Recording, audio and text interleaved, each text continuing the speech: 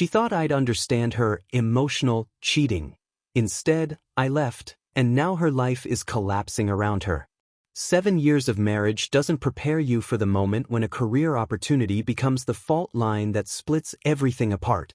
I'm Nathan, 31, a civil engineer who'd spent the better part of a decade building what I thought was an unshakable foundation with Emma, and until 3 months ago, we were the couple people pointed to as proof that marriage could actually work. We lived in Denver, had a renovated craftsman bungalow in Capitol Hill, hosted dinner parties where Emma's homemade focaccia impressed everyone, and maintained the kind of easy partnership that made other couples envious. She ran her bakery, I designed municipal infrastructure projects, and we supported each other's ambitions without keeping score. That equilibrium shattered the evening I came home with news about the Seattle promotion, walking through our front door with takeout Thai food and genuine excitement about an opportunity I'd been working toward for 3 years.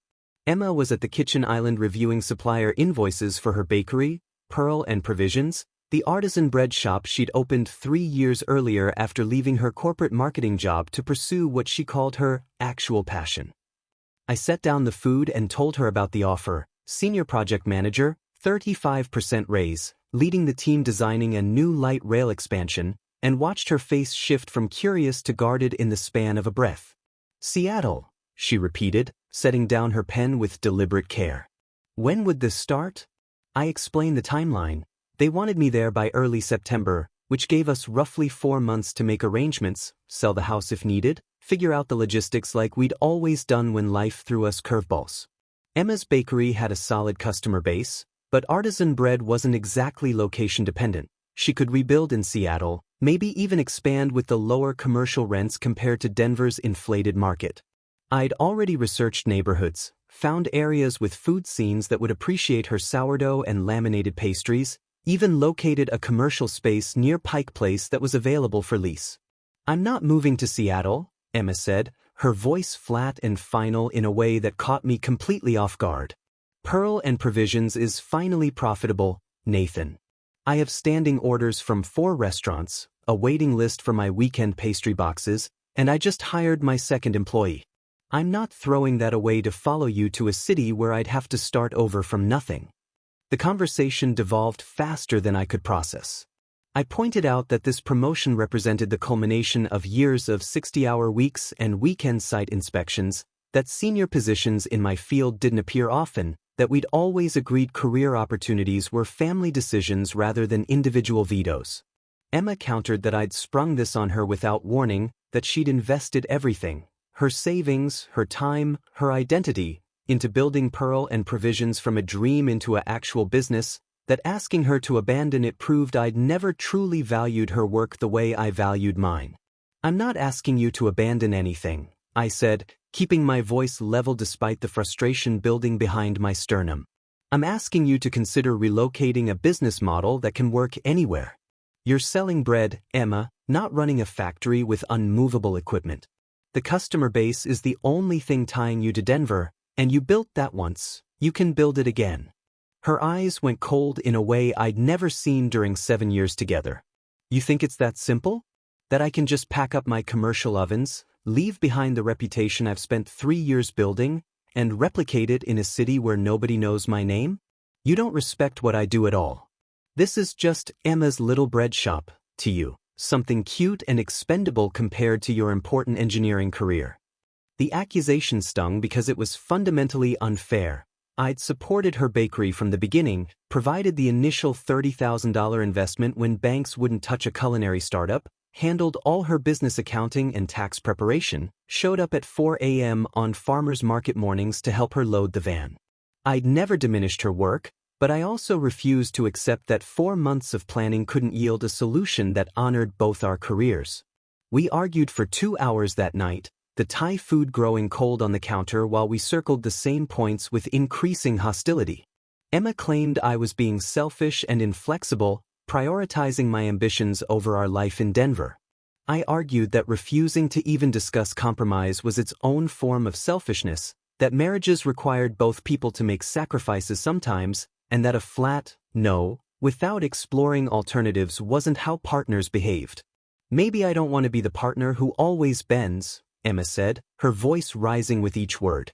Maybe I'm tired of being the flexible one, the understanding one, the wife who smiles and adapts while you make the big decisions about our future. I stared at her, genuinely confused about what she meant. When had I ever made unilateral decisions about our life?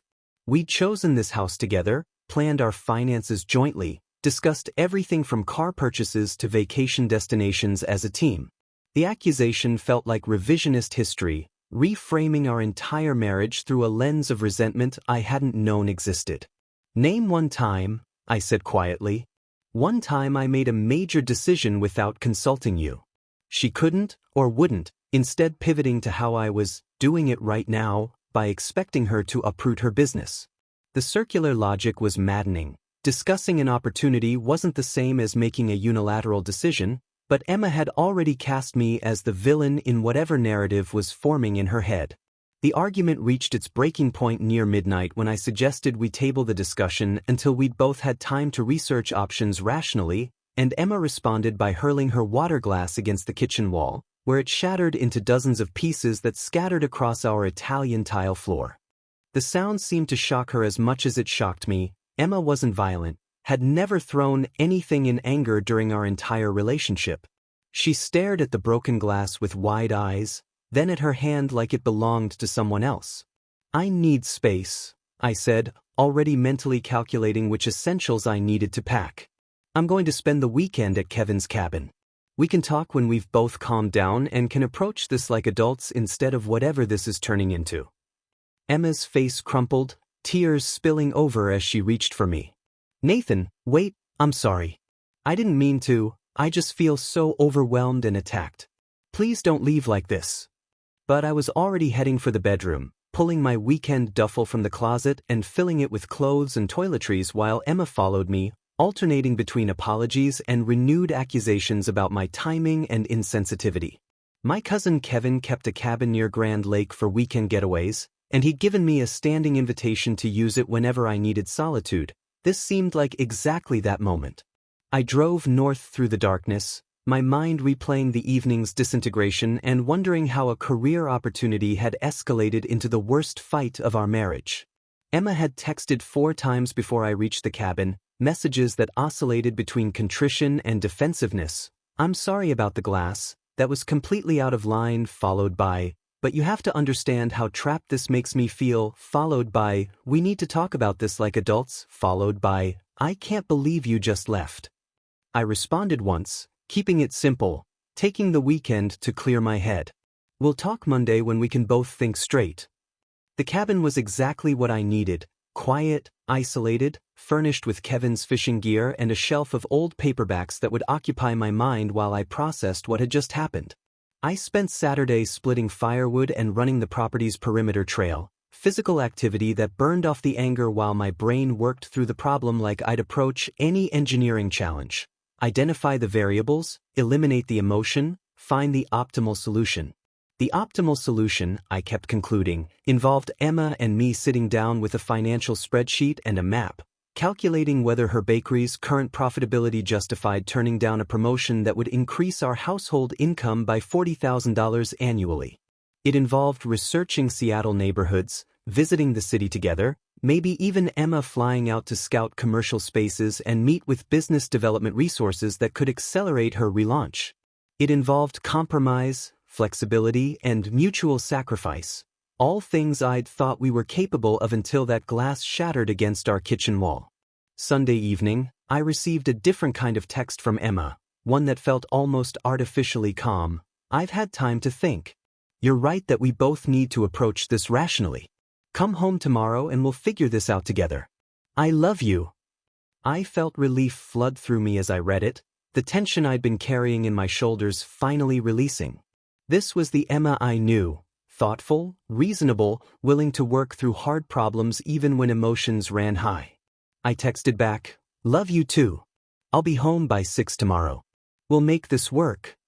I drove back Monday afternoon feeling cautiously optimistic, already planning how I'd approach the conversation, start by acknowledging her feelings, present the research I'd done over the weekend, propose a timeline that gave her bakery the best chance at a smooth transition or even a temporary long-distance arrangement while she wrapped up existing contracts.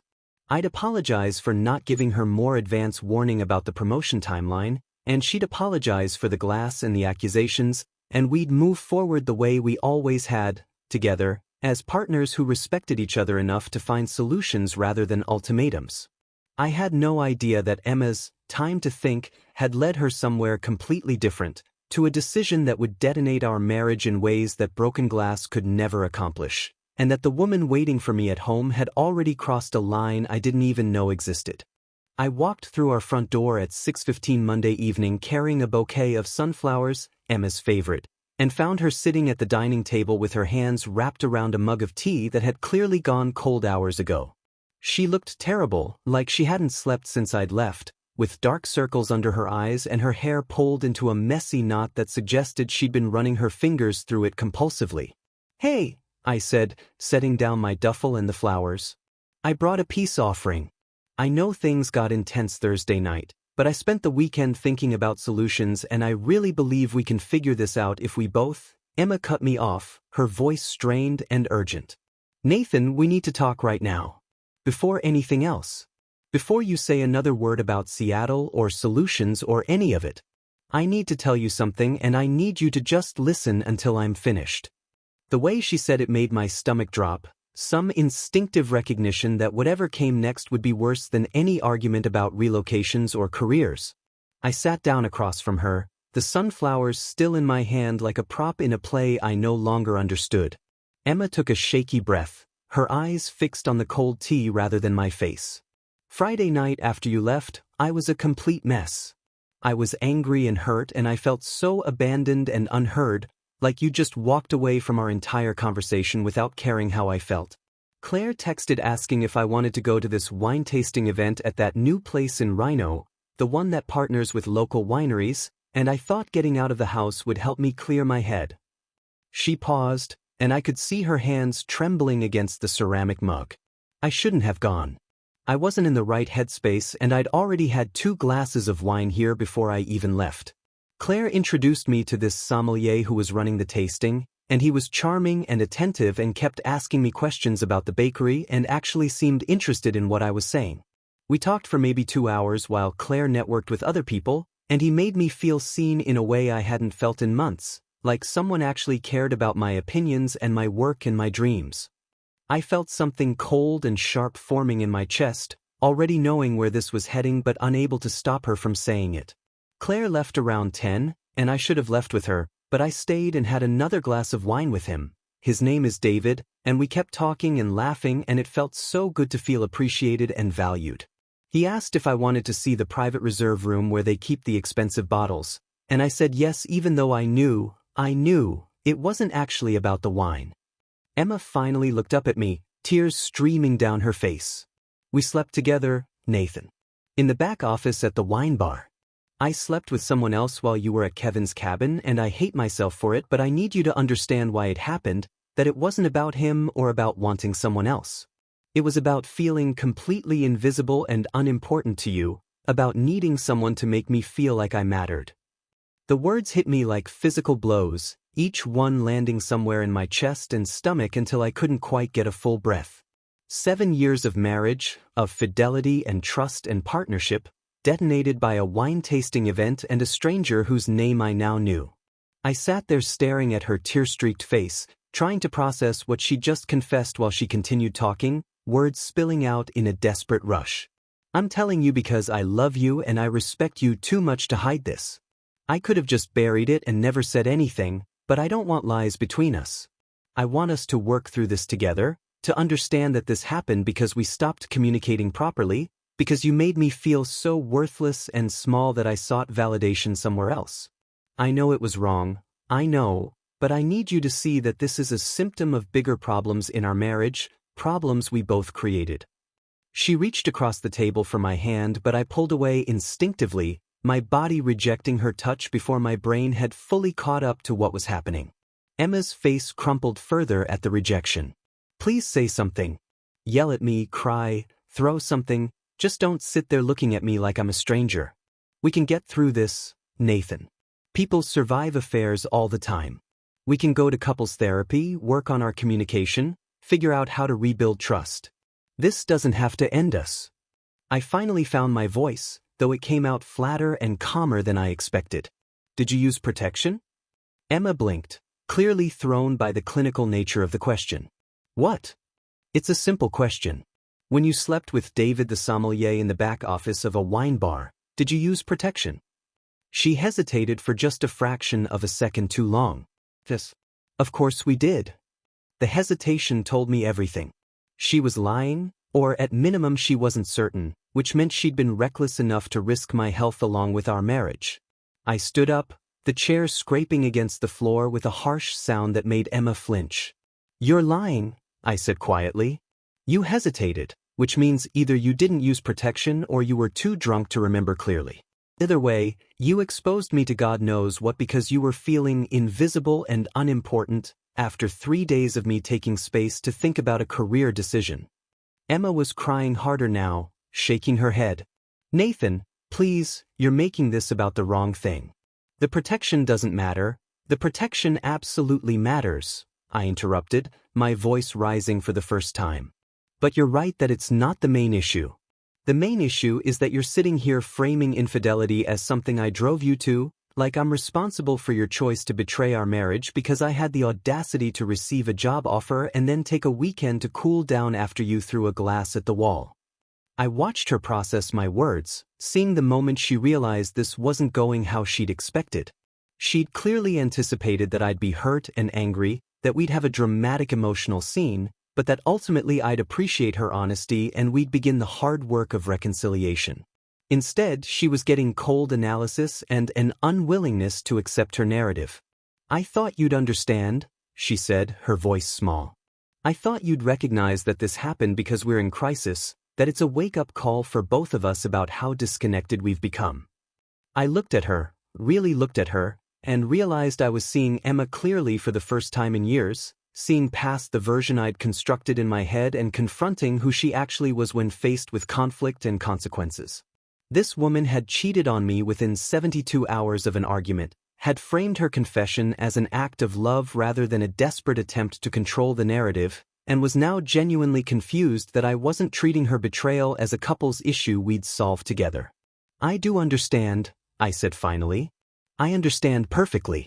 You felt hurt and abandoned, so you retaliated by sleeping with the first man who paid attention to you, and now you're expecting me to share responsibility for your decision because that's easier than accepting that you destroyed our marriage entirely on your own. Emma stared at me like I'd slapped her, her mouth opening and closing without sound for several seconds before she found words. What are you saying? I picked up my duffel bag from where I'd dropped it by the door, the sunflowers still clutched in my other hand like evidence of how naive I'd been just 10 minutes earlier. I'm saying I want a divorce. The words seemed to suck all the air out of the room. Emma stood up so fast her chair tipped backward, clattering against the floor. No, Nathan, you can't just, we haven't even talked about this. You can't make a decision like that based on one conversation. You made a decision that ended our marriage when you slept with someone else, I said, my voice steady despite the adrenaline coursing through my system. I'm just acknowledging the reality you created. This marriage is over. What followed was 4 hours of the most exhausting emotional warfare I'd ever experienced. Emma cycled through every possible reaction, denial, bargaining, rage, manipulation, like she was working through a checklist of tactics to find the one that would crack my resolve. She started with denial, insisting I was being irrational and reactionary, that people don't end 7-year marriages over one mistake during a crisis moment. She promised we could work through this with therapy, that affairs didn't have to be relationship death sentences, that stronger couples had survived worse and emerged more connected. When that didn't move me, she shifted to bargaining. She'd sell the bakery, she said, tears streaming down her face. She'd move to Seattle without complaint, give up Pearl and provisions and everything she'd built if that's what it took to prove her commitment to our marriage. She'd do individual therapy, couples therapy, whatever I needed to feel secure again. She'd give me full access to her phone, her email, her location, complete transparency until I could trust her again.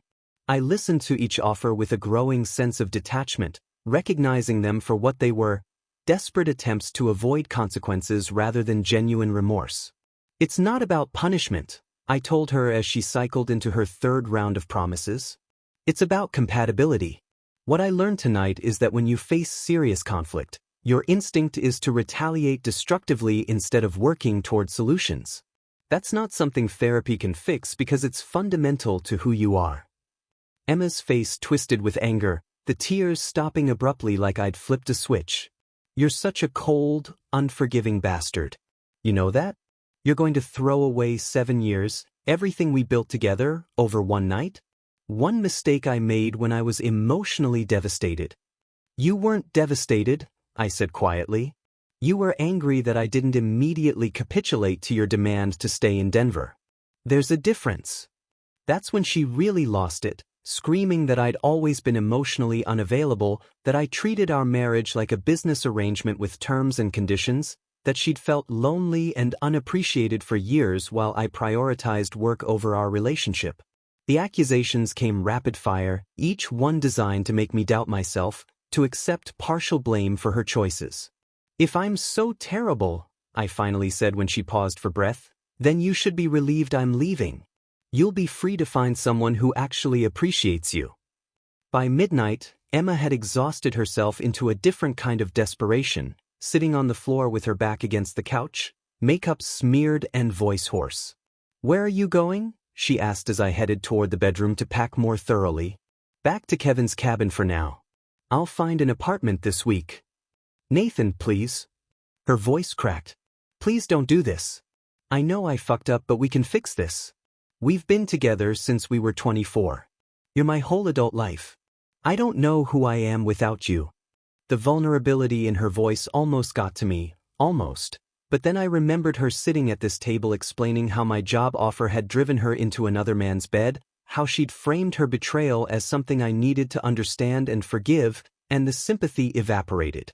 You'll figure it out, I said. You're resourceful. I spent an hour packing clothes, toiletries, important documents, and my laptop while Emma followed me from room to room, alternating between pleading and attacking. When I couldn't take another word, I called Kevin from the bedroom. Hey, I need to stay at the cabin for a while longer. Couple weeks, maybe a month. Things with Emma we're getting divorced. Kevin, bless him, didn't ask questions. Stay as long as you need, man. I'll drop off extra groceries tomorrow. The next morning, I contacted Rebecca Hoffman, a divorce attorney my colleague had used during his separation. Rebecca was 50-ish, pragmatic, and apparently immune to emotional manipulation, exactly what I needed. Walk me through what happened, she said during our phone consultation Tuesday morning. I gave her the abbreviated version: 7-year marriage, career opportunity causing conflict, wife retaliated by having an affair during a 3-day cooling-off period, wife then confessed and expected reconciliation. Rebecca was quiet for a moment. And you're certain you want to proceed with divorce? No interest in counseling or trial separation. I'm certain. When someone shows you who they are under stress, believe them. Emma showed me she solves problems by creating worse problems. Then let's get started, Rebecca said. Colorado is no fault, so her affair is legally irrelevant, but it'll matter for negotiating terms. Do you own property together? We spent 40 minutes discussing assets. The house we'd bought 3 years ago, Emma's bakery that I'd helped capitalize, retirement accounts, vehicles. Rebecca warned me that Emma would likely fight for the bakery despite my initial investment, and that Colorado's equitable distribution laws meant I'd probably lose money on the house even though I'd contributed more to the down payment. Divorce is expensive, Rebecca said bluntly. Even amicable ones. Contested ones can get financially devastating. If she wants to fight, this could drag out for months and cost you $30,000 or more in legal fees. I don't care what it costs, I said. I just want out. 2 days later, Emma's parents showed up at Kevin's cabin. I was splitting firewood when I heard a car engine, looking up to see her father's silver Lexus pulling into the gravel driveway. James and Patricia fucking Thornton, who'd always treated me like a son until approximately 72 hours ago. James got out first, his face red with anger, dressed in his standard golf outfit like he'd interrupted his morning 9 holes for this intervention. Patricia emerged from the passenger side looking teary and dramatic, clutching a tissue. Nathan, James said, his voice carrying that authoritative tone he used when closing real estate deals. We need to talk. Now. I set down the axe, wiping sweat from my forehead. Hello, James. Patricia. Wasn't expecting company. Emma told us what's happening, Patricia said, her voice trembling. How you're divorcing her over one mistake. Nathan, honey, this is insane. You two are perfect together. Every couple goes through rough patches. James cut her off, stepping closer in a way that was clearly meant to be physically intimidating. He had 3 inches and 40 pounds on me, and he'd been a college linebacker decades ago. You're throwing away my daughter like she's disposable. After everything our family has done for you, the connections I made to help your career, the Christmas presents, the vacations we included you on. This is how you repay us. I met his eyes without flinching. Emma cheated on me because I received a job offer. That's not a rough patch. That's a fundamental character problem. She made one mistake. Patricia cried. One night when she was emotional and vulnerable. She came to you with complete honesty, and you're punishing her for being brave enough to confess. Do you know how rare that is? How many people would have just hidden it? I'm not punishing her, I said, keeping my voice level. I'm choosing not to stay married to someone whose conflict resolution strategy is retaliation. That's my right. James moved even closer, now standing just a foot away, using his size to try to intimidate me into compliance. You're being a selfish, unforgiving bastard. Emma is devastated. She's barely eating, barely sleeping. She loves you and you're destroying her over your goddamn pride. I looked at this man who'd welcomed me into his family 7 years ago, who'd taught me to golf and shared bourbon on his back deck during Sunday dinners, and realized he was exactly like Emma, convinced that consequences were optional if you just demanded loudly enough that they be waived. James, you need to step back. Right now. Something in my voice made him hesitate, some recognition that I was done being accommodating. He took one step backward but kept talking. Our family doesn't divorce. Do you understand? Patricia and I have been married 34 years. We've worked through problems that would have ended weaker marriages. Emma comes from a family that doesn't quit when things get hard. Then Emma should have remembered that before she quit our marriage, I said. Now I need you both to leave. This is private property and you're not welcome here. Patricia made a wounded sound. Nathan, please. Think about what you're doing. Think about your reputation in the community. People respect you and Emma as a couple. If you divorce her over this, everyone will know why. It'll damage both your careers, your social standing, and there it was, the real concern. Not Emma's well-being or our marriage, but how a divorce would reflect on the Thornton family's carefully cultivated image. Let them know, I said. I'm not interested in protecting Emma's reputation when she didn't think about protecting our marriage. James's face went even redder. You fucking. He stepped forward aggressively again, and this time I didn't back down. I was done being intimidated. Touch me and I call the police. You have 10 seconds to get in your car and leave. We stood there in a tense standoff, James clearly calculating whether he could physically force me to reconsider, me already reaching for my phone. Patricia grabbed her husband's arm. James, come on. This isn't helping. He's being unreasonable, but we can't force him. They left, but not before James delivered one final threat. You're making a huge mistake, Nathan. And when Emma's attorney is done with you, you'll regret every bit of this. We'll make sure you pay for what you're doing to our daughter. The character assassination campaign started exactly 6 days after I filed for divorce, though I didn't realize what was happening until I was already bleeding reputation from a dozen different wounds Emma had inflicted while I was focused on legal paperwork and finding an apartment. I'd naively assumed our split would remain private, that we'd handle it like adults and spare our social circle the messy details, but Emma had apparently decided that controlling the narrative was more important than dignity. The first hint came when my friend Marcus approached me at the gym on a Wednesday evening, his expression uncomfortable as he spotted me on the bench press. Hey man, need to ask you something, he said after I'd racked the bar. What's this I'm hearing about you divorcing Emma because she wanted to stay in Denver? That seems harsh. I sat up, toweling sweat from my face. That's not what happened. Who told you that? Marcus shifted his weight. Emma posted something in the neighborhood group about supporting women through career struggles, and Sarah mentioned at book club that Emma's going through a divorce because she wouldn't relocate for your job. Made it sound like you issued an ultimatum. The neighborhood group. Our social circle. Emma was already rewriting history, casting herself as the woman who'd stood up for her business independence and was being punished for it. I gave Marcus the actual story, the affair, the confession, Emma's expectation that I'd just work through her infidelity, and watched his expression shift from skeptical to shocked. Jesus. She cheated and then expected you to stay. She framed it as an emotional reaction to feeling abandoned, I said. Like it was a symptom of our communication problems rather than a choice she made. Marcus shook his head. That's fucked up, man. But you should know Emma's version is spreading. People are taking sides without knowing what actually happened. He was right. Over the next 2 weeks, I discovered that Emma had been systematically telling friends, neighbors, and her bakery customers a carefully sanitized version of events. We'd had a fight about my career demanding we relocate, she'd expressed doubts about leaving her business, I'd become angry and controlling, and now I was divorcing her for refusing to sacrifice her dreams for mine. No mention of David the sommelier or the wine bar's back office. Several people from our extended social circle confronted me with variations of Emma's story. My neighbor Doug mentioned that his wife was disappointed in me for being so inflexible about Emma's career. A couple we'd had dinner with monthly sent a text saying they supported Emma's brave decision to prioritize her own goals. One of Emma's bakery customers apparently told everyone at her yoga class that Emma was divorcing her controlling husband who couldn't handle successful women.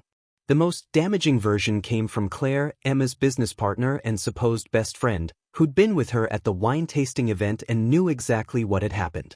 Claire started telling people that I'd been emotionally unavailable throughout the marriage, that Emma had felt neglected and unappreciated for years, and that my reaction to one mistake proved I'd never truly loved Emma. She carefully avoided mentioning the affair to most people, instead painting me as someone who'd been looking for an excuse to leave and seized on Emma's moment of weakness as justification. I was at a client meeting when my boss, Phil, called me into his office with an expression I couldn't read. "Nathan, I need to ask you about something sensitive," he said, closing the door. I received a call from Harold Chen's office this morning. Harold Chen was the head of Denver's Metropolitan Transportation Authority, a crucial client whose light rail projects represented about 30% of our firm's annual revenue. My stomach dropped. "What about?" Phil leaned against his desk. Apparently Harold's wife is friends with someone named Claire who runs a bakery, and there are rumors circulating that you're going through a difficult divorce involving allegations of emotional abuse. Harold wanted to know if we're aware of any behavioral issues that might affect your work on the transit project. The room felt like it was tilting. Emma's friend was spreading rumors that had now reached my professional sphere, potentially jeopardizing not just my reputation but my career. "Phil, that's completely false.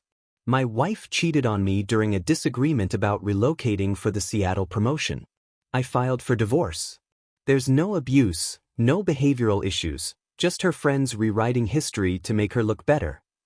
Phil studied my face for a long moment. "I believe you. You've been with us for 6 years and you've never shown anything but professionalism. But Nathan, perception matters in our industry. If clients are hearing rumors that make them uncomfortable, it affects our relationships regardless of truth." "What are you saying?" "I'm saying you need to control this narrative before it controls you. Talk to your attorney about cease and desist letters if these women are spreading defamatory statements. And consider that Seattle transfer we discussed. Getting out of Denver might be the smartest career move right now." The realization that Emma and her allies were actively sabotaging my professional reputation sent me straight to Rebecca's office that afternoon. I explained the situation, the false narrative, the rumors reaching clients, Claire's whisper campaign, and watched Rebecca's expression harden. "This is defamation if they're making false statements of fact," she said, making notes. "Emotional abuse allegations are particularly serious.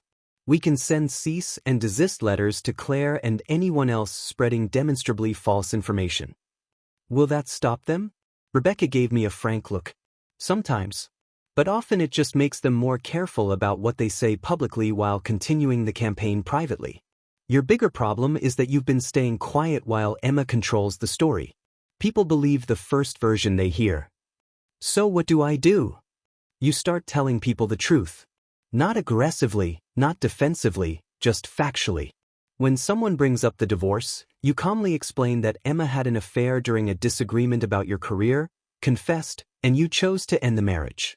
Don't embellish, don't attack her character beyond stating facts, but stop protecting her reputation at the expense of your own. I started following Rebecca's advice, and the reactions were revealing. People who'd been cold and judgmental suddenly became supportive once they knew the full story. Marcus spread the word through our gym crowd. My colleague David told his wife, who told her book club, and suddenly the narrative was competing in ways that clearly frustrated Emma. I know the counter-narrative was getting back to her because the tactics escalated. Emma's younger sister Melissa, who'd always seemed relatively reasonable, posted a long Instagram story about supporting women through divorce that included photos of Emma looking devastated and thin, with captions about surviving emotional abuse and financial control. The post never mentioned my name, but tagged our neighborhood, my employer's city, and enough mutual friends that anyone in our circle would know exactly who she was talking about. The post got over 300 likes and dozens of comments calling me every variation of controlling bastard. I screenshot the post and sent it to Rebecca, who added it to our documentation. "This is borderline defamation," she said. "The financial control allegation is particularly problematic if she's implying you controlled her access to money. I never controlled anything. We had joint accounts. She had her own business income and credit cards." Then we include this in our response to her divorce filing. Every false statement they make publicly becomes evidence of bad faith in negotiations. The battle wasn't just happening on social media and in social circles. Emma had apparently decided that since the truth wasn't working in her favor, she'd manufacture a more sympathetic version. She filed a response to my divorce petition that included claims I'd been financially coercive, that I'd isolated her from friends and family, and that she was seeking therapy for the emotional trauma of our marriage. Her attorney requested that I pay for her therapy costs, her temporary housing, and provide spousal support during proceedings because my patterns of control had left her unable to function normally. Rebecca's response was swift and brutal. We provided bank statements showing Emma had unrestricted access to all funds, phone records showing regular contact with friends and family, and affidavits from my colleagues about Emma's presence at numerous social events. We included screenshots of Emma's own Instagram posts from throughout our marriage, showing a woman who'd traveled, socialized, and run a business with no signs of isolation or control. And we filed a countermotion arguing that Emma's false allegations constituted bad faith and requesting she be responsible for her own legal fees as a consequence. The judge assigned to our case was a woman in her 60s named Susan Crawford, who'd apparently seen every divorce tactic in the book and had no patience for manufactured drama. At our first hearing, she read through both filings with an expression of increasing irritation. "Ms. Thornton," Judge Crawford said, looking at Emma over her reading glasses, "your filing alleges financial control, but the evidence shows joint accounts with equal access. It alleges isolation but shows regular social activity. It alleges emotional abuse, but provides no documentation, no medical records, no witness statements beyond your own claims. Would you like to explain the discrepancy?" Emma's attorney, a sharp-dressed man named Robert something, stood up. "Your Honor, financial abuse often leaves no paper trail. My client's experience of control and isolation was psychological rather than counsel," Judge Crawford interrupted. "I've been doing this for 23 years. I know the difference between genuine abuse and a strategic filing. Unless you have actual evidence beyond your client's convenient recollections, I suggest we focus on the legitimate issues, asset division and dissolution timeline." I watched Emma's face as the judge essentially called her a liar in legal terms. She looked shocked, like she genuinely believed her attorney could sell the abuse narrative and expected the court to simply accept her victimhood without evidence. Robert tried again. "Your Honor, my client is willing to provide testimony about the emotional patterns noted. But testimony without corroboration isn't evidence, it's a story. Let's discuss the bakery. The bakery became the central battleground.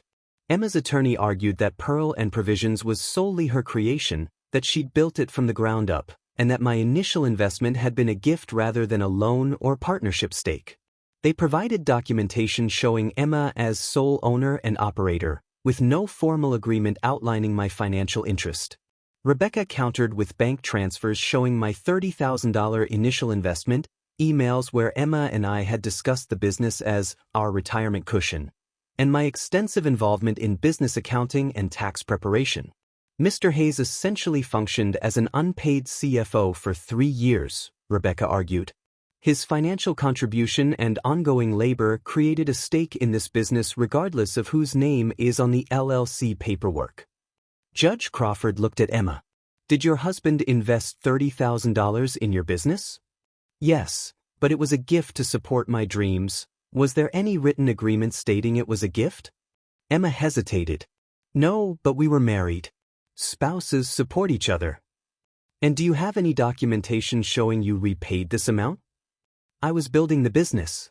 All profits went back into operations. Judge Crawford made a note. Then, absent evidence that this was a gift, it appears to be a marital asset subject to division. We'll order a business valuation to determine current worth and appropriate distribution. The business valuation became Emma's next battleground, and watching her sabotage her own bakery to spite me would have been fascinating if it wasn't costing us both money and dragging out the divorce another 6 weeks. The court appointed an independent assessor named Gerald Phillips, who spent 2 weeks reviewing Pearl and Provisions' financial records, visiting the location, and interviewing Emma about operations and revenue projections. When his preliminary report arrived at Rebecca's office, the numbers didn't make sense. According to Gerald's analysis, the bakery that had been generating roughly $8,000 monthly profit for the past year was suddenly operating at a loss. Revenue had dropped 40% in just 2 months, with Emma claiming that the stress of divorce had made it impossible to maintain her previous output and customer relationships. She'd reduced her operating hours, stopped taking new wholesale orders, and let her social media presence, previously her main marketing tool, go completely dormant. She's tanking it deliberately, I told Rebecca, staring at the financial statements. Look at these numbers. She went from 15 wholesale accounts to 6 in 8 weeks. That doesn't happen organically. Rebecca studied the report. Can you prove it's deliberate rather than actual distress?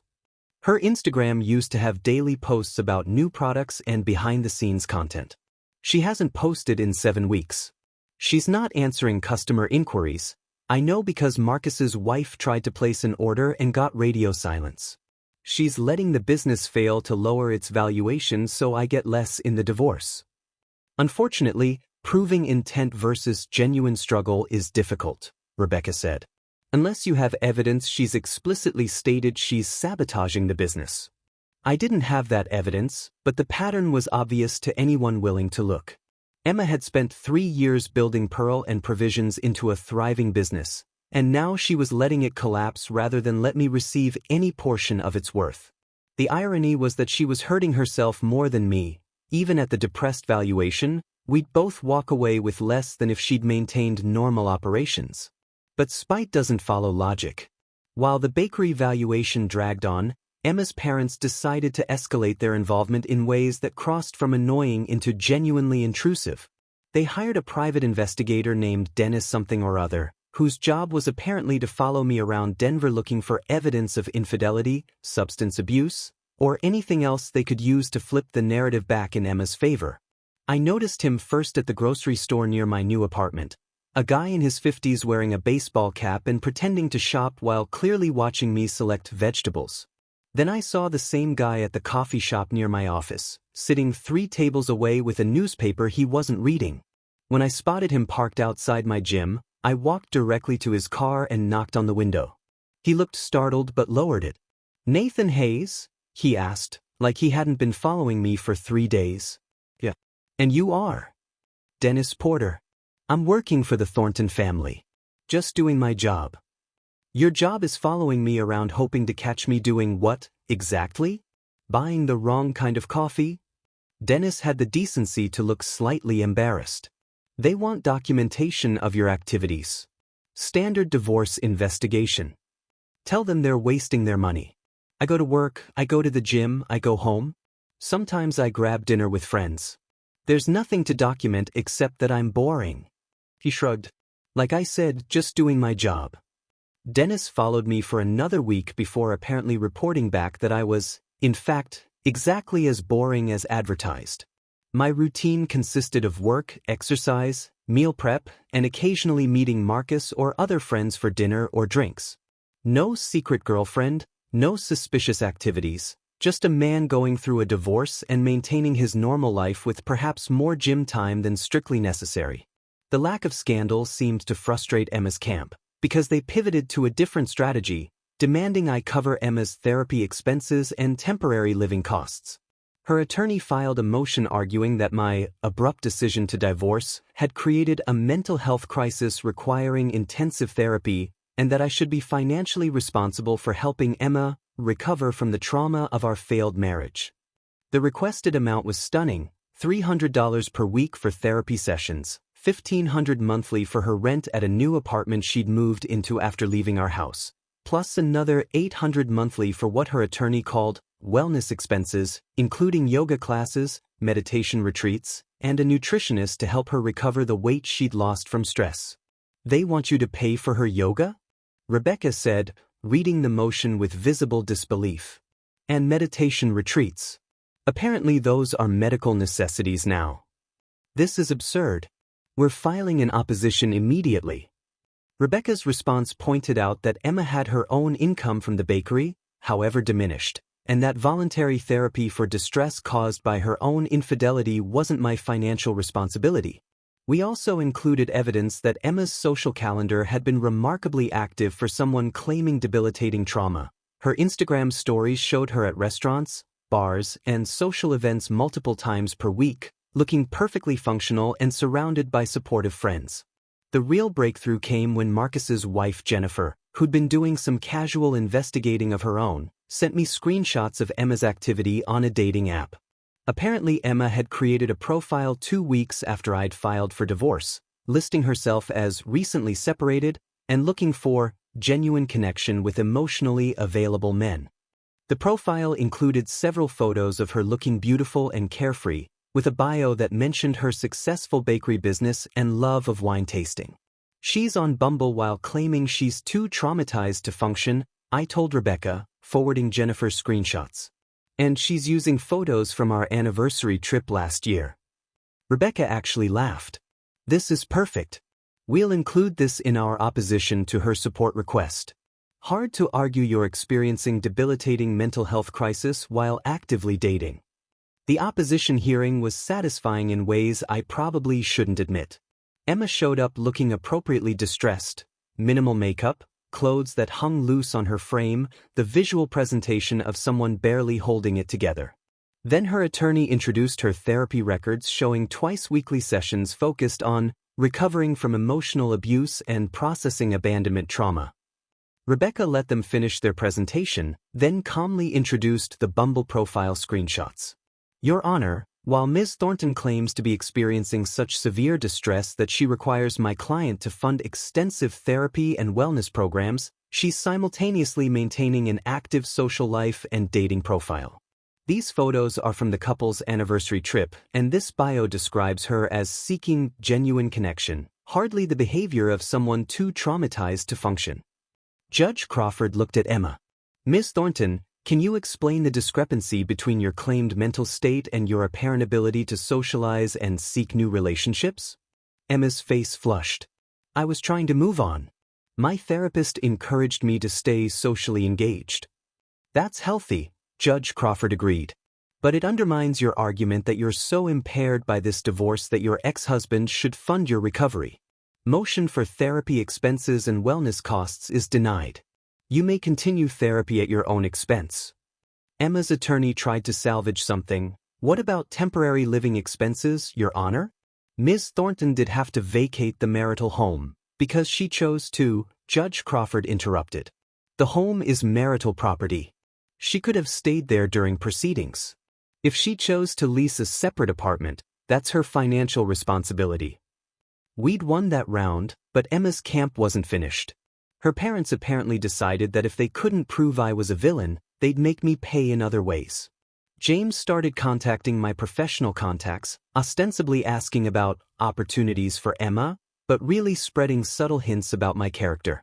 My colleague David got a call from James asking if our firm had any marketing positions, and during the conversation, James mentioned that Emma was recovering from a difficult marriage to someone who prioritized career over family. One of my clients received a similar call. The harassment was subtle enough to be deniable but clear enough to be damaging. I documented every instance and filed a motion requesting a restraining order preventing Emma's family from contacting my professional network. Judge Crawford granted it, warning that further interference could result in contempt charges. The bakery valuation finally came back showing Pearl and Provisions worth approximately $78,000 despite Emma's efforts to tank it. Gerald had assessed its value based on historical performance rather than current struggles, reasoning that the recent decline was temporary and divorce-related. Judge Crawford ordered the business sold with proceeds split 50-50, giving Emma first option to buy out my half at market value within 60 days. Emma's reaction was immediate and volcanic. She filed an emergency motion claiming the sale order would destroy her livelihood and identity, that Pearl and Provisions was her life's work, and that forcing its sale constituted cruel and unusual punishment. Her attorney argued passionately about the injustice of making Emma surrender the business she'd built with her own hands. Judge Crawford's response was ice cold. Ms. Thornton, your husband provided the initial capital and ongoing financial management for this business. The court has determined it's a marital asset. You have the option to buy out his interest at fair market value. If you choose not to exercise that option, the business will be sold and proceeds divided. This isn't punishment, it's equitable distribution under Colorado law. Emma couldn't afford to buy me out. Her parents refused to loan her the money after already spending tens of thousands on attorney fees and the useless private investigator. The business went on the market, and I watched from a distance as Emma's dreams slowly circled the drain, knowing she'd accelerated its demise through her own sabotage and spite. 3 months into the divorce proceedings, Emma ambushed me in my engineering firm's parking garage on a Tuesday evening, and for the first time since that confession at our dining table, I saw something in her face that looked like genuine remorse rather than strategic emotion. I was loading my laptop bag into my car when I heard footsteps echoing in the concrete structure, turning to find Emma standing about 10 feet away looking like a completely different person from the woman I'd married. She'd lost weight, too much weight, and her clothes hung on her frame in a way that suggested she'd stopped caring about appearance altogether. Dark circles shadowed her eyes, and her hair was pulled back in a careless ponytail that would have been unthinkable for the Emma who'd spent an hour on makeup before leaving the house. "Nathan, please don't leave," she said, her voice hoarse like she'd been crying recently. "I just need 10 minutes. Just 10 minutes to talk without lawyers and judges and all the bullshit." I should have gotten in my car and driven away, but something about her defeated posture made me hesitate. "Emma, you can't ambush me at work. If you want to talk, go through Rebecca." Tried. "Your attorney won't let me contact you directly, and every conversation gets filtered through legal language until nothing means anything anymore." She took a tentative step closer. "I'm not here to fight or manipulate. I just need you to hear something before the divorce finalizes and we never speak again." Against my better judgment, I leaned against my car. 10 minutes. That's it.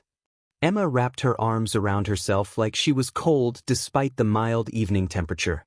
"I've been in therapy twice a week since this started. Real therapy, not the bullshit I was claiming to need your money for. Dr. Sanders, my therapist, she's been helping me understand patterns I've had my entire life, patterns I didn't even recognize until everything fell apart."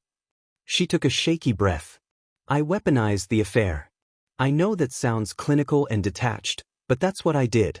You made me feel powerless about the Seattle decision, like my business and my dreams were secondary to your career, and I couldn't articulate that anger in a healthy way. So I hurt you in the worst way I could think of, and then I convinced myself it was justified because of how you'd made me feel. I said nothing, Just watched her struggle through what was clearly a prepared speech that kept getting derailed by emotion. Dr. Sanders helped me see that I've done this before, not cheating specifically, but explosive retaliation whenever I feel cornered or powerless. In college, when my roommate confronted me about not paying rent on time, I stole her boyfriend instead of just being honest about my financial problems. When my first boss criticized my work, I reported him to HR for harassment that didn't actually happen. I blow things up instead of fixing them because destruction feels more powerful than vulnerability. She wiped at her eyes with the heel of her hand. My parents always protected me from consequences. Every time I fucked up, they'd smooth it over, pay off whoever I'd wronged, spin the narrative so I was the victim, make the problem disappear. I never learned that actions have permanent consequences because nothing was ever actually permanent for me.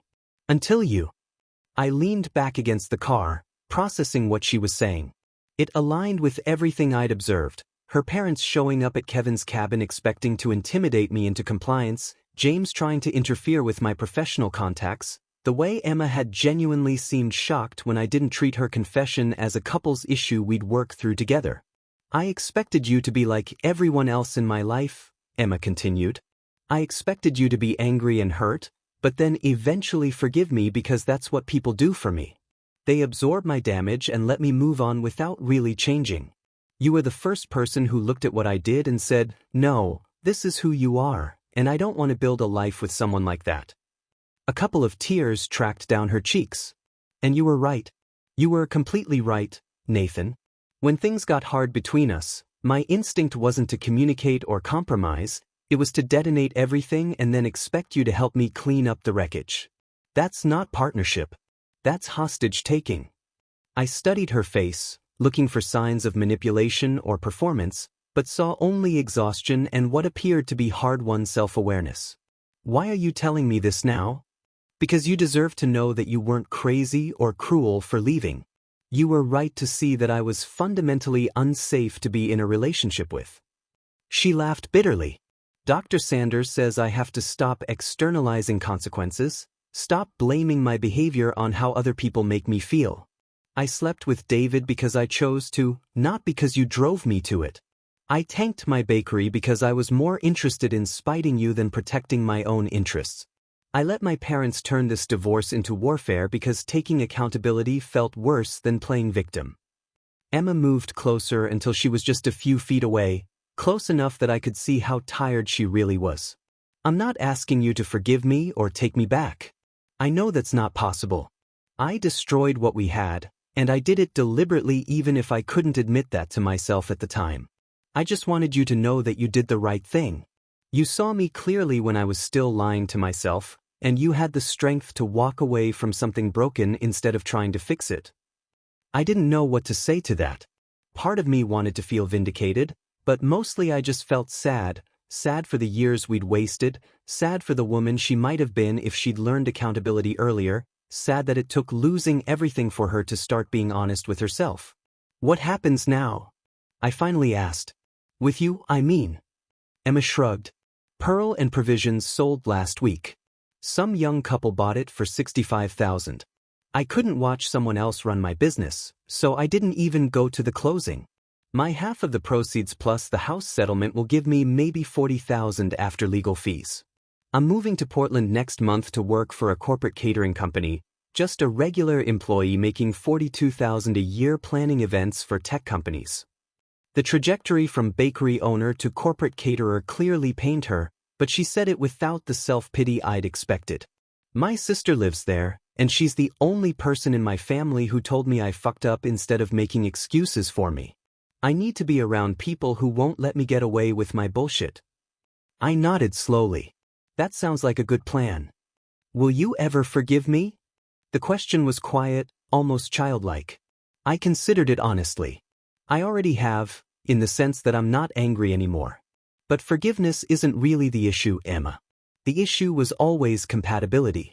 You retaliate when you feel powerless, and I need a partner who problem solves instead. That fundamental difference doesn't change just because you've gained insight into why you do it. I know. She smiled sadly. Dr. Sanders says insight isn't the same as change, and change takes years of consistent work. I'm not there yet. Maybe I won't ever be. But at least I can stop lying to myself about who I am right now. We stood in silence for a moment, and I realized this was probably the last real conversation we'd ever have. Once the divorce finalized in 2 weeks, we'd have no reason to ever speak again. No shared property, no children connecting us, just 7 years of history that would fade into irrelevance as we built separate lives. I wrote you a letter, Emma said suddenly, pulling an envelope from her jacket pocket. I was going to mail it, but since you're here, it's everything I wish I'd said 3 months ago instead of making excuses and blaming you for my choices. You don't have to read it now or ever, but I wanted you to have it. I took the envelope, feeling the weight of several pages inside. Okay. Thank you for listening, Emma said, already backing toward her car. And Nathan? I really am sorry. Not just for cheating or for the divorce being ugly, but for wasting years of your life with someone who wasn't capable of being the partner you deserved. You're a good man, and you're going to make someone very happy someday. Someone who actually knows how to appreciate you. She was in her car and driving away before I could formulate a response, leaving me standing in the parking garage holding an envelope I wasn't sure I wanted to open. I didn't read the letter that night or the next day. It sat on my kitchen counter for a week, this last communication from the woman who'd been the center of my life for 7 years. When I finally opened it one evening after a particularly long day at work, I found 3 pages of handwritten apology that was more honest and self-aware than anything Emma had said during our entire marriage. She admitted she'd sabotaged us because she was terrified of the Seattle move exposing that her success in Denver was partially luck and circumstance rather than pure skill. She was afraid she wouldn't be able to replicate her bakery's success in a new market, that she'd fail and I'd see her as the fraud she suspected she was deep down. The affair wasn't about attraction to David, it was about blowing up the marriage before the move could reveal her inadequacies. She apologized for letting her parents turn the divorce into warfare, for the false abuse allegations, for tanking her business to spite me even though it hurt her more. She acknowledged that every destructive choice had been hers alone, not driven by my behavior but by her inability to handle vulnerability and fear in healthy ways. The letter ended with a line that stuck with me. You didn't just lose me, I lost the version of myself that could have grown into someone worthy of you. That loss is entirely my fault, and I'll carry it forever. I folded the letter and put it in a drawer, feeling nothing in particular. Not satisfaction, not renewed anger, not even much sadness. Just a distant acknowledgement that Emma was finally being honest, even if that honesty came too late to matter. The divorce finalized on a Tuesday morning in late October, exactly 4 months after Emma's confession had detonated our marriage, and the whole proceeding took less than 20 minutes in a courtroom that smelled like old wood and institutional cleaning products. Emma sat on the opposite side of the room with her attorney, and I noticed immediately that her parents weren't there, just her father, who approached me in the hallway before we entered the courtroom. Nathan, James said, his voice lacking the aggressive edge it had carried at Kevin's cabin. I owe you an apology. For showing up at your cousin's place, for trying to intimidate you, for interfering with your work contacts. I was protecting my daughter, but I was doing it in ways that made everything worse. I studied his face, seeing genuine regret there. Okay. Emma's therapist helped us understand that Patricia and I have been enabling her destructive patterns for years, he continued. Every time she created a problem, we'd smooth it over instead of letting her face consequences. We turned her into someone who thought accountability was optional. He paused, seeming to struggle with what to say next. We refused to help her buy out your share of the bakery because Dr. Sanders told us that was exactly the kind of rescue that prevented Emma from growing up. It killed Patricia to watch Emma lose that business, but it was the right thing to do. I appreciate you saying that, I said and meant it. Emma's moving to Portland next week, James added. Starting over with her sister. We're supporting that decision, but we're not funding it. She needs to build something on her own without our money smoothing the path. We shook hands, and I watched him walk back to sit with Emma, feeling a strange closure I hadn't expected. The hearing itself was procedural and emotionless.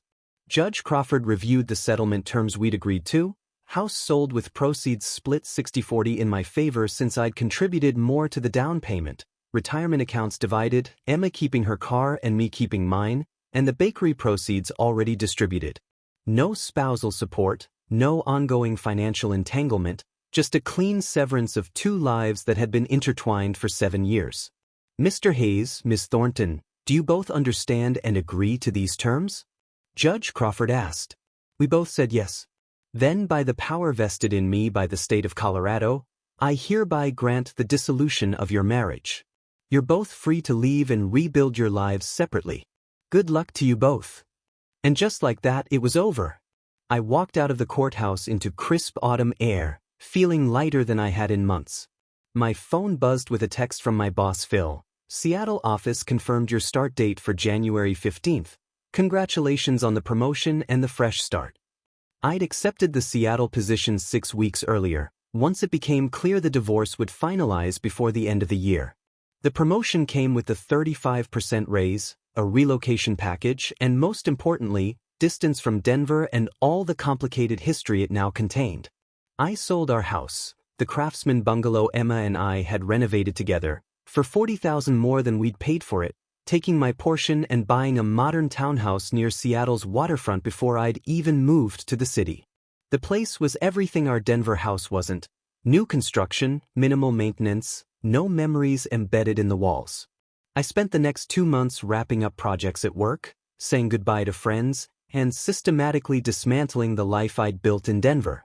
Marcus and Jennifer threw me a going-away party where multiple people mentioned they'd seen Emma's social media posts about her Portland move, always phrased as an exciting new chapter, rather than an admission of defeat. I didn't look at her profiles, didn't need to. Emma was moving on, I was moving on, and our paths would never cross again. I moved to Seattle on January 7th, spending a week getting settled before starting my new position. The city was everything I'd hoped, dynamic, growing, full of ambitious infrastructure projects that would define my career for the next decade. My townhouse had views of Elliott Bay, a home office with enough space for proper drafting equipment, and neighbors who had no idea I'd recently been divorced or had any history worth knowing. The engineering firm's Seattle office was larger and more prestigious than the Denver branch, with senior project managers who'd worked on iconic structures I'd studied in school. My first day felt less like starting a new job and more like stepping into the career I'd always been working toward, the one Emma had almost derailed with her ultimatum about staying in Denver. 6 months after the divorce finalized, I was having coffee with my colleague Rachel when she mentioned seeing a mutual connections social media post about Emma. Don't know if you want to hear this, Rachel said carefully, but apparently your ex is thriving in Portland. New relationship, new job, whole fresh start situation. I felt nothing at the information. Good for her. I hope it works out. Rachel studied my face. You really don't care, do you? Not even a little bit, I said honestly. That part of my life is completely closed. And it was true. I'd spent months processing the betrayal, the divorce, the character assassination campaign, and somewhere along the way I'd stopped feeling anything about Emma beyond distant hope that she'd figure herself out. She wasn't my problem anymore, wasn't my responsibility, wasn't even really a person in my present tense, just someone I used to know who'd taught me valuable lessons about boundaries and self-respect. I met Lisa Chen in late July at a professional conference on sustainable urban design, and something about her immediately felt different from every relationship I'd had before. She was a structural engineer at a firm that frequently partnered with mine, 32, whip-smart, with a dry sense of humor that caught me off guard during a particularly boring panel discussion. If this presenter says, synergistic solutions one more time, I'm walking out, she whispered to me, and I had to bite back a laugh. We got coffee after the panel, then dinner that night, and by the end of the conference had exchanged numbers with genuine intention to stay in contact. Lisa and I took things slowly, both having been burned by previous relationships. She'd ended a 5-year relationship 2 years earlier when her ex refused to commit to marriage. We spent August and September seeing each other casually, having long conversations about career goals, family dynamics, what we actually wanted from life beyond the standard relationship script. I need someone who can handle conflict like an adult, I told her during dinner at a seafood place overlooking Puget Sound. My ex used to blow things up when she felt cornered instead of working through problems. Lisa nodded. My ex would just shut down completely. Wouldn't talk, wouldn't engage, just passive-aggressive silence for days. I need someone who can actually communicate when things get hard. What does healthy conflict resolution even look like? I asked, genuinely curious. I think it looks like being able to disagree without questioning the entire relationship, Lisa said thoughtfully. Like you can have a serious argument about something important and still trust that you're on the same team working toward a solution instead of positioning against each other. That resonated in a way Emma had never managed. With Emma, every disagreement had felt like warfare. Someone won and someone lost, and the loser carried resentment that would resurface during the next conflict. With Lisa, even our disagreements felt collaborative, like we were two engineers approaching a structural problem from different angles but ultimately working toward the same goal. By October, we were officially dating, and by December, I knew this was the relationship I'd been working toward my entire adult life. Lisa understood my career ambitions because she had her own. She communicated directly instead of expecting me to read her mind. When we had our first serious disagreement about whether to spend Christmas with her family in San Francisco or mine in Ohio, we literally made a spreadsheet comparing travel costs and family expectations, then compromised on splitting the holiday. Did we just spreadsheet our way through relationship conflict? Lisa asked, laughing at the absurdity. Is that healthy or deeply weird? It's perfect, I said, and I meant it. Someone who could approach problems rationally without making them emotional warfare was exactly what I needed. I didn't hear anything about Emma for months after that casual mention from Rachel. Our lives had diverged completely, different cities, different social circles, different trajectories.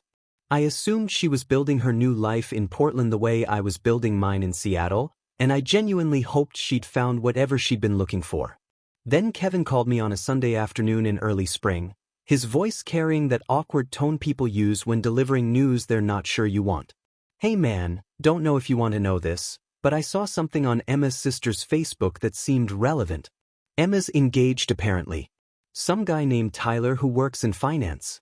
The post made it sound pretty serious, meeting families, planning a wedding, the whole thing. I was at Lisa's apartment helping her assemble furniture from IKEA when the call came, and I realized Kevin's news didn't create even a ripple of emotion. That's good, I said. She deserves to be happy. You're really okay with it? Kevin asked, clearly expecting more reaction. Completely. Emma and I are ancient history. I'm actually seeing someone pretty seriously myself. Yeah? Tell me about her. I looked at Lisa, who was sitting cross-legged on the floor reading furniture instructions with intense concentration, her hair piled on her head and wearing one of my old t-shirts, and felt something settle in my chest that felt like contentment. Her name is Lisa. She's a structural engineer, which sounds boring but is actually perfect because we speak the same language. She makes terrible puns about load-bearing walls and thinks my spreadsheet approach to decision-making is endearing instead of annoying. We're taking things slow, but I think this might be it. Please. You really landed on your feet. Yeah, I agreed. I really did. After Kevin hung up, I mentioned Emma's engagement to Lisa, curious how she'd react. She just shrugged and went back to studying the IKEA instructions. Good for her. Do you think piece F is supposed to attach to piece G, or are these instructions backwards? That was one of the things I loved about Lisa. She didn't treat my past relationship as competition or threat, just as history that had led me to her.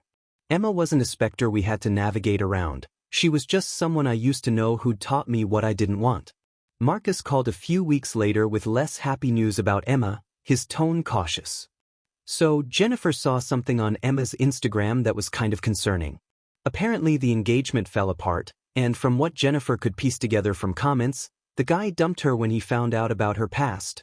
The divorce, the affair, how everything went down. One of Emma's friends was defending her in the comments, but it sounded messy. I felt a pang of sympathy despite everything. That's rough. How's she handling it? Not great, according to the posts. There was some vague stuff about toxic men and how honesty gets punished, But then she deleted everything and went private. Jennifer said one of her Portland friends mentioned Emma's been struggling professionally too. The catering company downsized and she got laid off, so she's back to job hunting. The trajectory Emma was on sounded difficult, but I also recognized it wasn't my problem to solve or even particularly my business to know about. She'd made choices that had consequences, and those consequences were still unfolding in her life the way mine were unfolding in mine. The difference being that my consequences included a thriving career and healthy relationship while hers apparently included professional setbacks and failed engagements. I hope she figures it out, I said to Marcus, and I meant it genuinely. But that's not my responsibility anymore. True, Marcus agreed. How are things with Lisa? Really good. We're talking about moving in together once her lease is up in August. Marcus laughed. Man, a year ago you were getting divorced and your ex was claiming you were financially abusive. Now you're thriving in Seattle with an engineer girlfriend. Life's funny. He wasn't wrong. The contrast between where I'd been and where I'd ended up was almost absurd, from a parking garage confrontation with my crying ex-wife to furniture assembly with a woman who appreciated my spreadsheet approach to problem solving. From character assassination campaigns to professional success in a new city. From a marriage that had imploded over an affair to a relationship built on actual communication and mutual respect. Lisa and I moved in together in September, choosing a larger townhouse in Ballard that had space for both our home offices and a garage workshop where she could pursue her woodworking hobby. We split everything 50-50, rent, utilities, groceries, and maintained separate finances while building a shared life. No resentment, no scorekeeping, just two people who'd learned from past relationships what partnership should actually look like. I proposed to Lisa on a rainy November evening after we'd spent the day visiting her parents in San Francisco, and her reaction was everything Emma's would have been scripted and performed. Lisa just stared at the ring for a moment, then at me, then started laughing and crying simultaneously. "Are you seriously proposing in your parents' driveway in the rain?" she asked. "This is so unromantic. Should I wait for better weather and staging?" Lisa grabbed my face and kissed me. "Absolutely not. Yes, obviously yes. But we're telling this story differently to our families because I refuse to be the couple who got engaged in a rainy driveway. We can say it happened on the Golden Gate Bridge at sunset." Perfect. I love that you're willing to lie for aesthetic purposes. That was us, practical, honest, willing to laugh at ourselves, completely secure in what we'd built together. I didn't think about Emma at all during the engagement, during the wedding planning, during any of it. She'd become truly irrelevant to my present, just a chapter in my history that had taught me valuable lessons but held no power over my future. The wedding was in June, small ceremony at a vineyard outside Seattle with just family and close friends. Marcus served as my best man and made a toast about how far I'd come from that dark period in Denver to finding someone who actually deserved me. Lisa's father welcomed me into their family with a speech about how rare it was to find someone who valued both career ambition and partnership equally. As I stood there with Lisa's hand in mine, listening to people celebrate what we'd built together, I realized I'd never properly thanked Emma for leaving.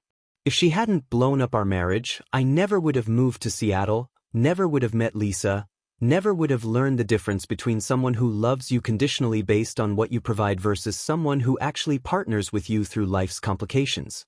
I heard about Emma one final time, almost 2 years after our divorce finalized, when Jennifer mentioned to Marcus that she'd seen Emma's social media showing she was back in Denver, working as a sales manager at a restaurant supply company.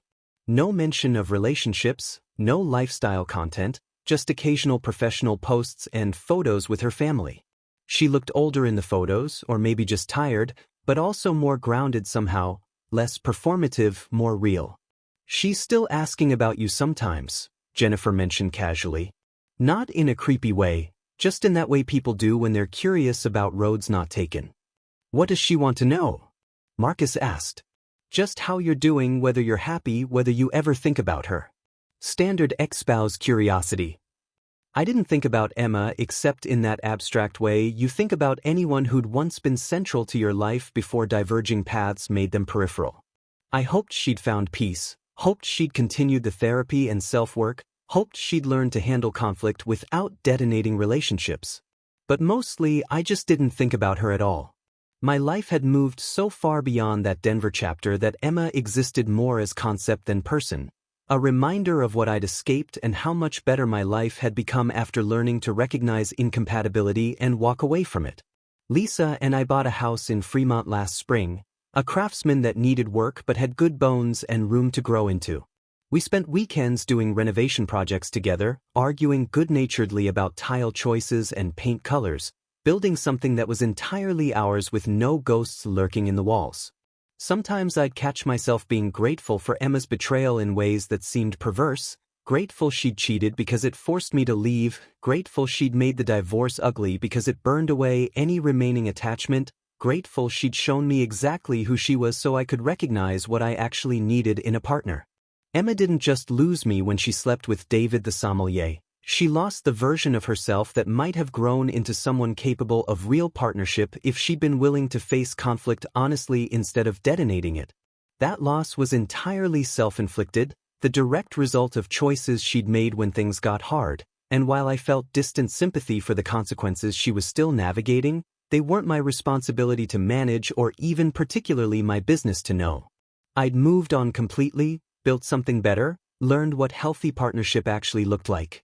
And Emma, wherever she was, whatever she was doing, would have to live with the fact that the life I was building with Lisa was exactly the life she could have had if she'd been capable of being the partner I'd needed her to be. But she wasn't, and that was okay. Some people teach you what you want. Others teach you what you absolutely don't. Emma had been the latter, and I was grateful for the lesson even if the learning had been painful. The greatest revenge, it turns out, isn't hatred or vindication, it's peace, and the ability to look at your past without feeling anything except distant gratitude that it stayed in the past where it belonged.